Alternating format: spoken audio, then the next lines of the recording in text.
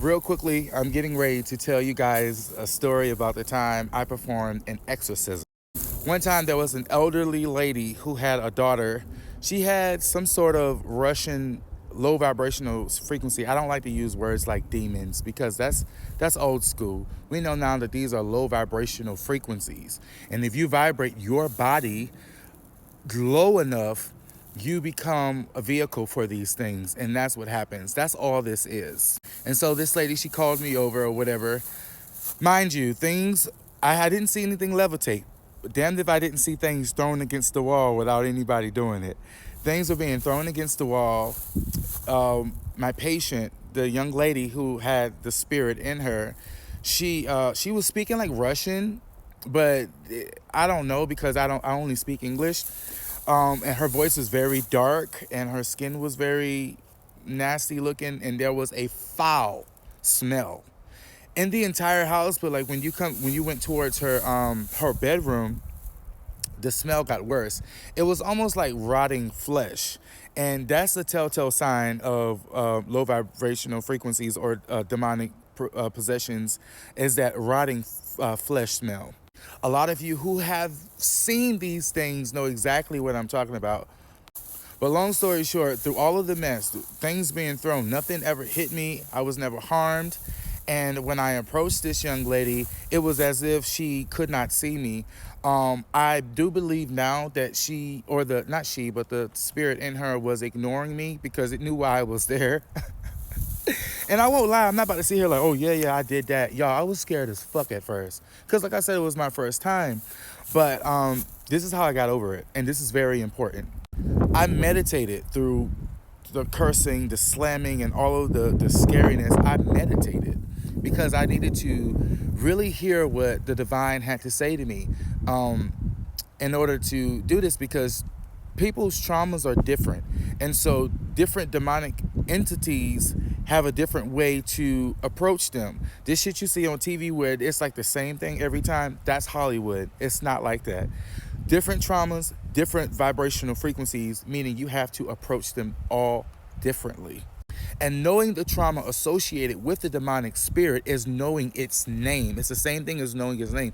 And if you know anything about this, you know knowing the name of a demon is very important in an exorcism. Sometimes it is.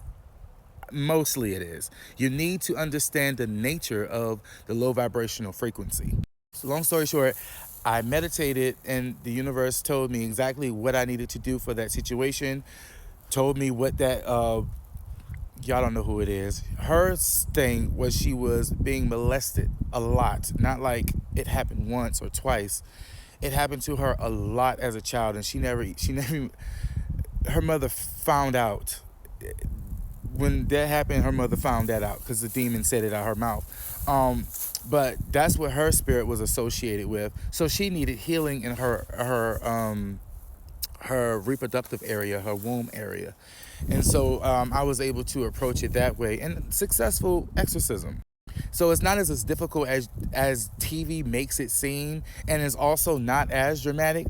I will say it was, because if you are an empath like me, you feel it more than anything. Like you feel it before, you know what I mean?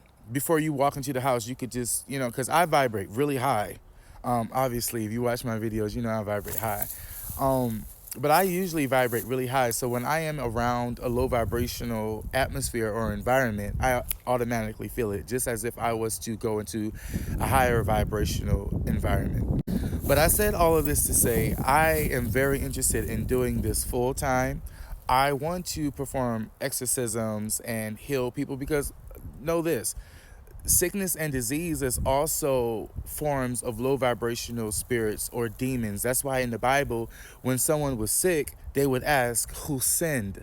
Because when you're sick, it is a reflection of an inner state of consciousness, a wrong form of thought.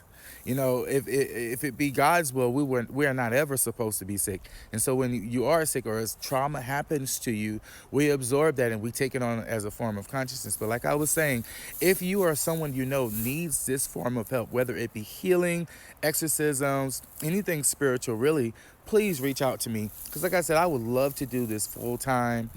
My last job is being a nurse, and I had to watch a man until the day he died. Literally, I was there the day he died on Christmas Day, and I prefer to help people live and experience the joys of life rather than to carry them on to the grave, like I used to do as a caregiver. So reach out to me, send me a DM. Let's work together.